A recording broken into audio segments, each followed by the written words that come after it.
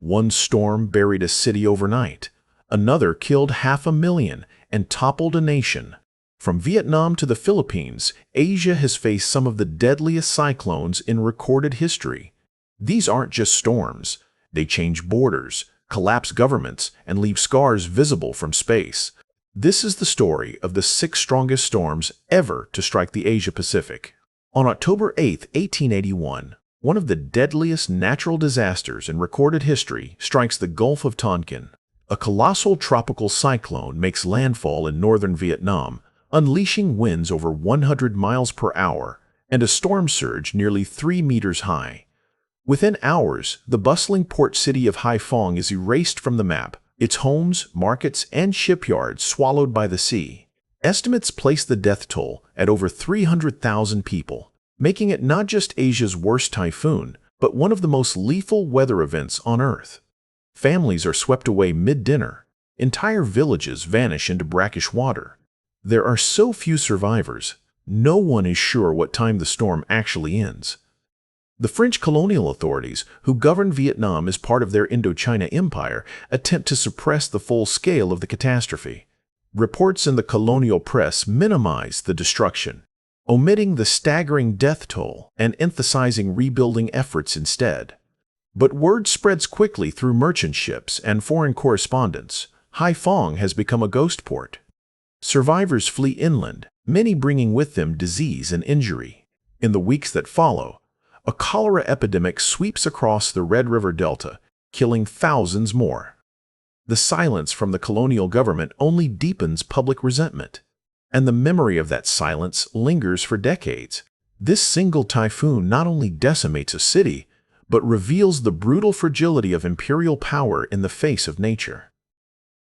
On November 12, 1970, a monstrous tropical cyclone slams into the low-lying Ganges Delta with almost no warning, packing winds over 115 miles per hour and a storm surge that drowns entire coastal villages.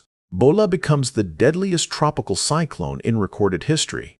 Between 300,000 and 500,000 people are killed, many of them overnight, as the surge rushes across the floodplains of East Pakistan, now Bangladesh.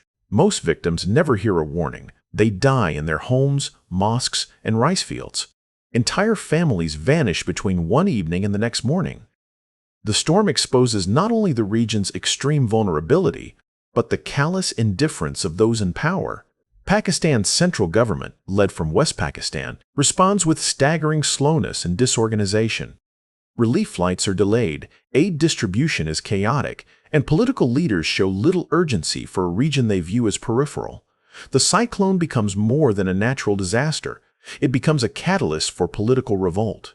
Outrage over the government's failure radicalizes millions in East Pakistan, fueling a nationalist movement that explodes into civil unrest.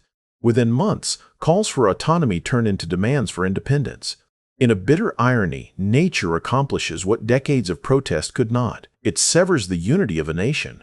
The Bhola Cyclone devastates the land, but it also fractures a state. Its winds help set in motion a war for independence, culminating in the birth of Bangladesh less than a year later. In August 1975, Typhoon Nina strikes China with torrential rain, triggering one of the deadliest dam failures in modern history. The typhoon itself is not the most powerful on record, but it stalls over central China and unleashes a once-in-2,000-year flood. Haiyan province receives over 1,000 millimeters of rain in just 3 days. The Bangqiao Dam, considered an engineering marvel of Maoist China, collapses under pressure, unleashing a 10-meter wall of water that sweeps across the plains. In total, 62 dams fail across the region, washing away entire communities in minutes. It is not a storm that kills, but the collapse of human confidence and control. The immediate death toll is staggering. At least 26,000 people drown as entire towns are consumed. In the weeks that follow, famine, disease, and displacement push the total death count to between 85,000 and 230,000, one of the deadliest man-made disasters in history. The Chinese Communist Party, fearing political backlash, imposes a total information blackout. Survivors are forbidden from speaking, foreign reporters are barred, and internal investigations are buried for decades. Only satellite images and secret photos eventually confirm the scale. Entire cities submerged, villages vanished. The disaster exists for years only in rumor and grief. Typhoon Nina becomes a symbol not of nature's fury alone, but of a system that refuses to admit failure. And, unlike most storms, its legacy is not broadcast, it is silenced. On May 1000, 2008, Cyclone Nargis tears through the Irrawaddy Delta in southern Myanmar, generating 190 km/h winds and a devastating 3.5 UH. 5-meter storm surge. Within hours, entire villages are reduced to mud-slick ruins, and more than 138,000 people are declared dead or missing. The cyclone strikes at night, when most are sleeping, and the surge swallows homes, crops, and schools in seconds. The Irrawaddy, one of Asia's most fertile regions, becomes a mass grave. The water comes so fast that many families don't even wake up. But the storm's impact is worsened not by nature, but by the state. Myanmar's ruling junta, known for its secrecy and paranoia, refuses to acknowledge the scale of the disaster. International aid is blocked for weeks, with officials citing fears of foreign interference and accusing NGOs of espionage. Relief ships are turned away, while thousands starve or die of exposure. Survivors recount burying their dead with bare hands and drinking salt water to stay alive. The regime blames external sabotage for the disaster's effects, even as it hoards supplies and censors coverage. The true death toll, some suspect, may be far higher than admitted. What begins as a tropical cyclone evolves into a political scandal that shocks the global community. In Myanmar, however, silence and grief are enforced by military decree. On November 8, 2013, one of the most powerful storms ever recorded slams into the central Philippines. Super Typhoon Haiyan, known locally as Yolanda, hits the city of Tacloban with sustained winds of 315 kilometers per hour. The typhoon flattens entire neighborhoods, rips off roofs, uproots palm forests, and generates a storm surge up to 6 meters high.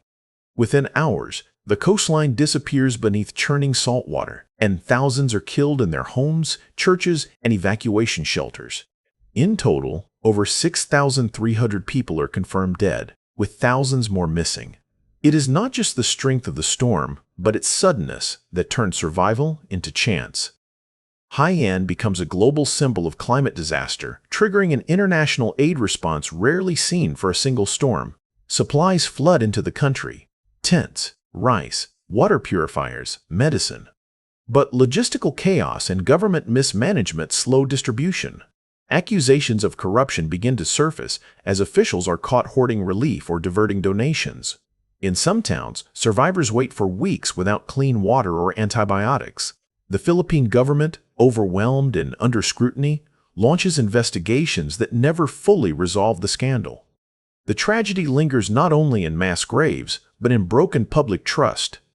Haiyan exposes the limits of preparedness in the face of climate-amplified extremes, and it raises a haunting question: what happens when the next storm is even worse? In August 2024, Typhoon Yagi makes landfall in the eastern Philippines with sustained winds reaching 165 miles per hour, the strength of a Category 5 superstorm. Within hours, the provinces of Samar and Bicol are engulfed by torrential rain and violent gusts that snap power lines like threads and tear roofs from concrete. Flash floods swamp Manila's low-lying districts, while landslides bury remote mountain communities without warning. Crops across Luzon are destroyed, and key export zones lose months of harvest overnight. It happens so fast, many people don't even reach higher ground in time. By the time skies clear, over 2 million lives are disrupted across the Philippines, Vietnam, Taiwan, and southern China. The death toll reaches 34 too, but the scale of destruction is far greater than the numbers reveal. Viral drone footage from the aftermath shows entire towns reduced to brown, motionless lakes.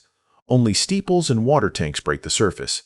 Roads vanish, airports close, and communication collapses across island chains.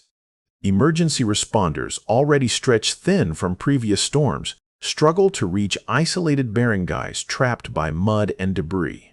Meanwhile, estimated damages soar to 8 billion, much of it from ruined agriculture and collapsed infrastructure. In the following weeks, frustration grows as displaced families remain in crowded shelters with dwindling supplies and delayed aid. Typhoon Yagi is not just another seasonal disaster, it is a warning. A storm born from hotter oceans and erratic climate patterns, it reminds the region that each year, survival becomes more uncertain. These storms didn't just destroy cities, they exposed how fragile we truly are. As climate change accelerates, super typhoons are becoming stronger, faster, and harder to predict. Coastal towns that once faced once-in-a-century storms now brace for them every decade. And millions, especially across Asia, are living on the front lines of this new reality. Stay informed, stay prepared, and if you live in a storm-prone region, we genuinely wish you safety and resilience in the years ahead. The next storm may not give a second warning. If this story moved you or taught you something new, consider subscribing. We've got more history that hits like a hurricane.